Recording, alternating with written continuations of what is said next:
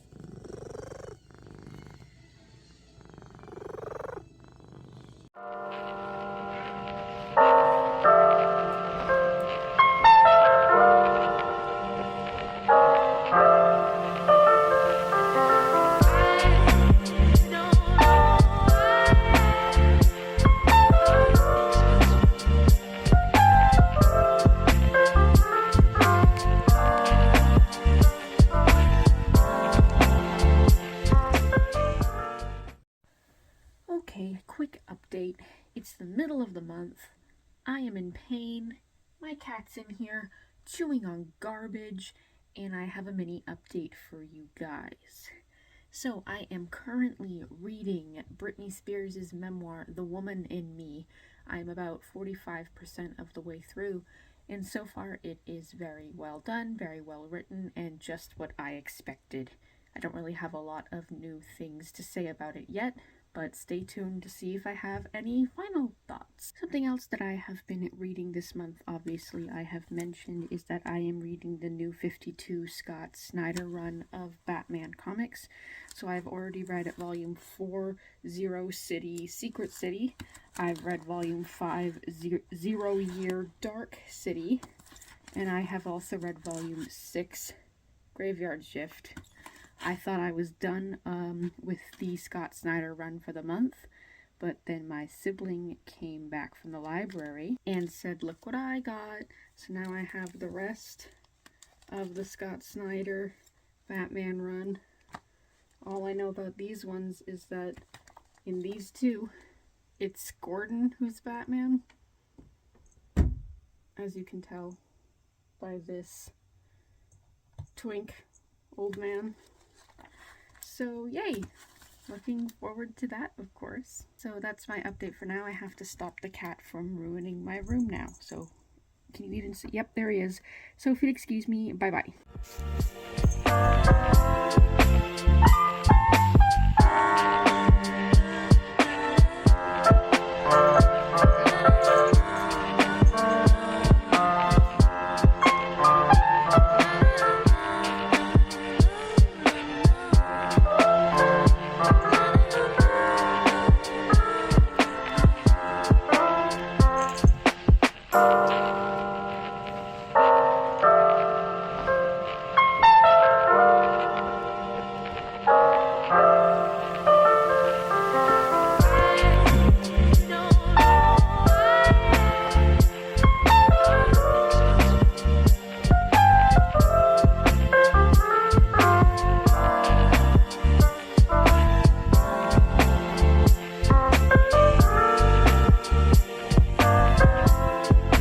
Hi there everyone, we are back with another update. It is April 21st and I have finished The Woman in Me by Britney Spears, which I am going to give 4 stars.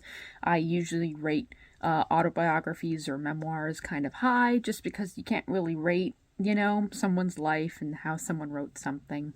But I thought it was very good. I thought Britney needed to say all she needed to say because after everything she has been through in her life, I think she's allowed to not tell us all about her trauma and her emotions. And I hope that for the rest of her life she can do whatever she wants. I don't need any more music from her if she doesn't want to do that, or tours or anything. I just hope she gets to live how she wants because she has not lived that way since she was about 12 years old. Then I have been reading Giovanni's Room by James Baldwin, and I just finished that today. I'm giving that book 4 stars as well. It's a very short book about an American named David who moves to Paris because he doesn't really know who he is. He had started seeing a woman, but she is currently traveling through Europe to sort of think about what she wants to do with her life. And while David's sort of waiting for that outcome, he encounters a bartender named Giovanni, and they seem to fall in love with each other. They live with each other. And then when his girl comes back, he sort of abandons Giovanni and a lot of tragedy ensues. And it does a very good job describing repressed sexuality, especially during that time period, and how he is unable to connect with anybody as a result of this repression. And this guilt and this shame was very, very well written. It is, of course, of the times, so there's some not nice words and some not nice descriptions of women and stuff, but people feel that way even now, so you need to sort of encounter these different subjects, and even if you don't agree with them, reading them is good to expand your horizon on literature and stuff. You can't just, not read something and it's not that aggressive. There's not a lot of aggressive homophobia. It's just some misogyny and some sort of internalized homophobia and such things like that. And there's characters that people say are like gross and weird and creepy. Otherwise, not too actively harmful, and I would recommend the book. It's very short and very informative and very well written and interesting. So I will see you at the wrap up and let you know everything that I've read for this month. It seems like today is going to be an important day, and it's very exciting stuff. A change is happening, and you will see that in the next clips. So let's hope.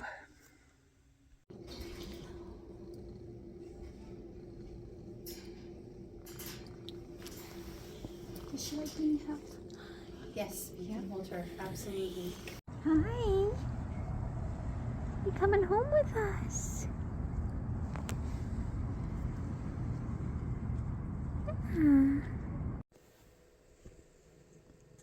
It's Cassie. It's okay. It's okay.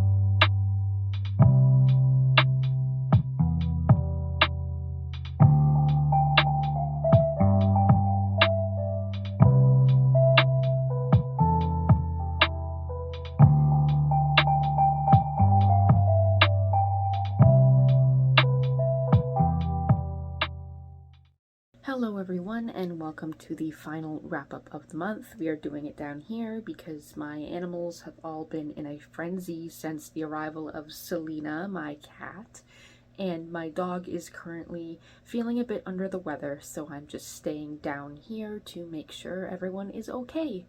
They are currently sleeping right now. I will put in a clip. Okay, we are going to do this rapid fire because I did not have a very good month and my reading month was also kind of lacking as a result.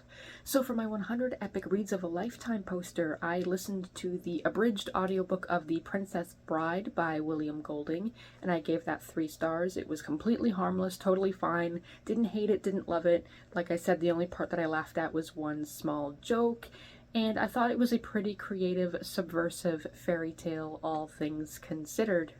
Next, I read the Volume 4 New 52 Scott Snyder and Greg Capullo Batman volume, Zero City, Secret City. This was a 3-star as well. I liked that it was a sort of inversion of the Batman Year 1 graphic novel, that being it was more action-based and colorful and had a lot going on, as opposed to the more subdued noir tale of the other volume. That being said, it's not my favorite thing I've read in the entire world of Batman, but I did enjoy it for the most part. I then listened to the audiobook of the final novel in the Crave series by Tracy Wolff, that being Book 6, Cherish, and that gets 1 star. It was a total waste of time.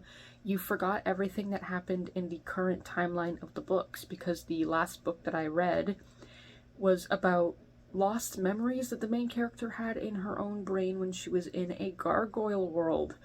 I am so glad I no longer have to explain everything in these books. Like, it's all done. I'm so glad to be done these books. I only read this book to finish the series. I'm done. 1 star. Don't read it. Don't recommend. Not good. Like I said, the book was about them going back to this gargoyle town and everyone being obsessed with the main character's boyfriend and putting on a concert, and then stopping the main antagonist. I don't even remember how. It was that boring. I then read Volume 5 and Volume 6 of the Scott Snyder and Greg Capullo Batman run, that being Volume 5, 0 Year Dark City, and Volume 6, Graveyard Shift. As for this one, the only thing I remember is that Dr. Death is the most disgusting, vile, horrifying creature design in the world. I admire that, but at the same time I hated looking at him. It was disgusting and I hated it. But very, very compelling stuff, I would say. This is also a 3-star. And as for Volume 6, this had a lot of scattered stories within it. It had a lot of Harper Row and her brother in it. But the parts where Batman was mourning a then-deceased Damian were the only parts that were compelling to me. The rest of them just felt a little too scattered, and I understand that this is just the volume collecting all those scattered issues, but it didn't really capture me in any meaningful way, so this one is a 2-star. I then read The Woman in Me by Britney Spears, which is her autobiography of her life, and I'm giving it 4 stars. I really, really enjoyed it. I thought that she wrote everything she needed to write, and while I did want a little bit more detail, I can totally respect her decision to talk about whatever she wants whenever she wants. She has been out of control in her life for like 20 years, so I heavily respect any decision she makes and anything she decided to put into the book. She was very subdued about Justin Timberlake, and I think she should have burned into him a little bit harder, because why don't we kick that disgusting little mess already while he's down. I then read Giovanni's Room by James Baldwin, which is an older story about a man living in Paris who's waiting for his so-called girlfriend to come back from her travels in Europe, and he ends up in an encounter with a bartender named Giovanni, and they fall in love, but the main character's own internalized homophobia prevents them from remaining in a relationship, and it ultimately ends in tragedy. It was very, very well written. It was short, and I really, really enjoyed the process of reading it. It really made me think, and it really, really displayed a wonderful example of sort of internalized homophobia, misogyny, and how a person would feel falling in love with a man at that point in time. So I'm giving it 4 stars. And finally, I am ending the month reading The Trials of Oscar Wilde by H. Montgomery Hyde. This is a book that was, I believe, published in about 1940 to 1960. I'll put the proper year up. And it is a academic account of Oscar Wilde and his trial against the Lord Queensberry, who accused him of sodomy, and he's countersuing for libel, obviously, because what a horrible accusation, especially when homosexuality was criminalized. Ultimately, we all know what did happen. Oscar Wilde was, what's it called? Called guilty? Claimed guilty? Not proven guilty. Assigned? Sentenced. He was sentenced guilty and had to work in a labor camp, and this ultimately led to his death. So this is a very well done academic recount of the court case. I'm currently only in the second trial, so I'm actually not done, but I believe I will be giving this 3 stars because this is not a work of fiction, this is nonfiction, so it's very academic. It's a little bit dry when it comes to the court cases, and they're talking a lot about the judges, which I don't really care about, but this is a well done, completed sort of account of the exact things that were going on in the trial. I found the cross-examination very, very compelling. Obviously, Oscar Wilde is incredibly witty, so his remarks in court are very funny. And it is ultimately a tragedy what happened to him, because no one deserves to go to a labor camp or be convicted for homosexuality at all.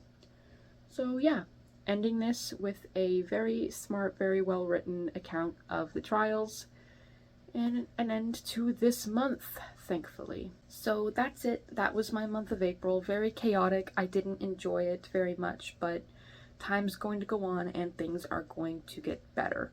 I will be better, I promise. Don't forget to like, comment, and subscribe, and I will see you all next time.